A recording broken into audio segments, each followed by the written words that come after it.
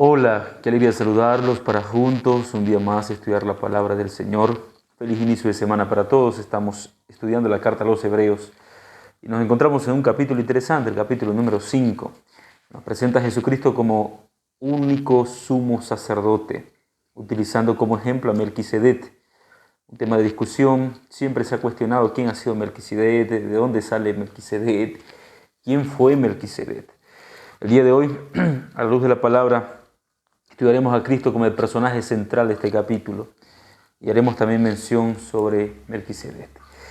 El texto bíblico inicia diciendo de la siguiente manera: porque todo sumo sacerdote es escogido de entre los hombres y constituido a favor de los hombres ante Dios, para que presente ofrendas y sacrificios por los pecados. Recordemos que el contexto está hablando de Jesucristo como sumo sacerdote, como lo vimos en el video pasado.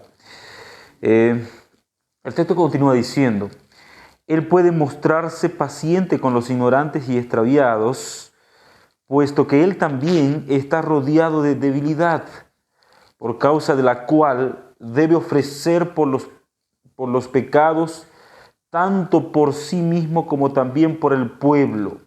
Y también toma para sí esta honra, sino que es llamado por Dios como lo fue Aarón. Ahora, escúchame bien. Por eso tampoco Cristo se glorificó a sí mismo haciéndose sumo sacerdote, sino que fue Dios quien le dijo: tú eres mi hijo. Los sacerdotes en sí no se escogían.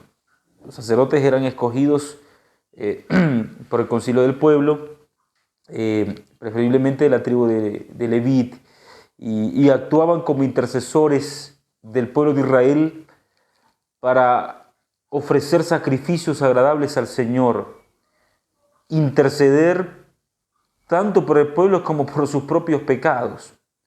Solo que ahora, cuando la Escritura habla de Jesús, está hablando a un Jesús que no fue escogido por el hombre, no fue escogido por los seres humanos, no fue escogido por un concilio, no fue escogido por la humanidad, sino que fue escogido por el mismo Dios.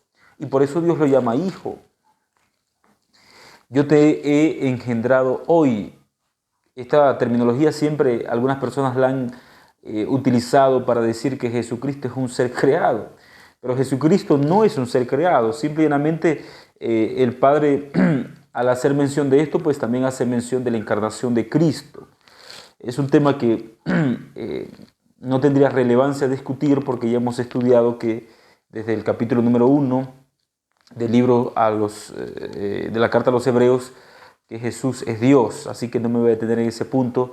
Usted puede buscar el capítulo número 1 y número 2 de este libro, y ahí tenemos un contenido para explicar este tema. El versículo número 6 continúa diciendo: como también dice en otro lugar, tú eres sacerdote para siempre, según el orden de Melquisedec. Se ha especulado mucho de quién fue Melquisedec. Algunos pues han dado diferentes atribuciones, pero las conclusiones que sí están claras sobre Melquisedec es que Melquisedec era, pudiera ser ejemplificación en primer lugar del prototipo de Cristo, ejemplificación del sacerdocio que vendría después de ese sacerdote que sería Jesús. Todos los eruditos sobre el texto bíblico se ponen de acuerdo de que cuando se hablaba de Melquisedec se hablaba de la profecía mesiánica, es decir, de que Melquisedec representaba a la llegada del sumo sacerdote, a Jesús. Y algunos por allí, pues investigadores, pues dicen que posiblemente ha existido un rey en el tiempo de Abraham que se llamó tal vez Melquisedec. Y por eso pues se hace mención de que este Melquisedec era prototipo de Jesús. Pero lo que sí estamos de acuerdo es que Melquisedec representa a Jesús. Melquisedec representa el sacerdocio santo. Melquisedec representa a quien vendría. Melquisedec representa, en otras palabras, al único y verdadero sacerdote, mientras que todos los demás eran prototipos. Melquisedec representa el verdadero sacerdote, a Jesús. El texto bíblico dice, el versículo 7, y Cristo, Es decir, Jesús en los días de su vida terrenal ofreció ruegos y súplicas con gran clamor y lágrimas al que lo podía liberar de la muerte. Y fue oído a causa de su temor y reverencia. Y aunque era hijo, a través de su sufrimiento aprendió lo que es la obediencia. La obediencia hasta humillarse hasta la muerte de cruz. Porque aún la gracia demanda obediencia. Hay personas que piensan que por ser salvo simplemente por gracia, pues el ser humano no precisa obedecer. Y eso es una tremenda herejía, es una falacia, es una fantasía. Es estar conforme a los propósitos de Satanás. Porque Jesucristo, el autor de la gracia, vivió una vida en obediencia a su Padre. Si Él no hubiese obedecido a su Padre, el ministerio de la salvación no se hubiese podido completar. Ahora, el texto bíblico nos muestra que Jesucristo se hizo obediente hasta la muerte. Dice, al que lo podía librar de la muerte, y fue caído a causa de su temor reverente. Versículo 8. Y aunque era hijo, a través del sufrimiento, aprendió lo que es obediencia. Y habiendo sido perfeccionado, vino a ser autor de eterna salvación para todos los que le obedecen.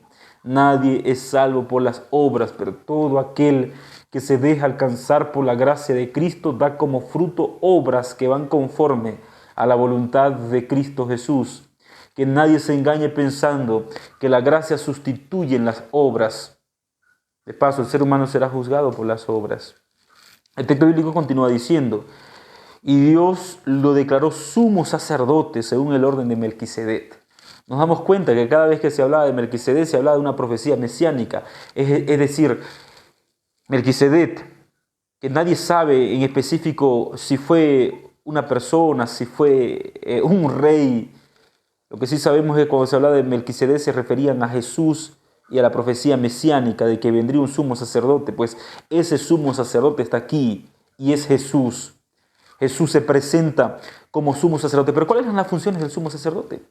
El sumo sacerdote entonces tomaba y oraba por los pecados del pueblo, intercedía por los pecados del pueblo, degollaba un corderito, lo colocaba en un altar, quemaba ese cordero, el humo ascendía al cielo como muestran las oraciones del pueblo de Israel o de los santos. Y entonces descendía la Shekinah, que era la presencia de Cristo en el santuario terrenal, que era ejemplificación del santuario que está en el cielo. Y eso representaba que el pecado y la oración del pueblo su oración había sido respondida y sus pecados habían sido perdonados. Pero es interesante, queridos hermanos, que Jesucristo, el verdadero sumo sacerdote, no precisó de un cordero. Porque Juan capítulo 1, versículo 29 dice que Jesucristo es el Cordero de Dios que quita el pecado del mundo.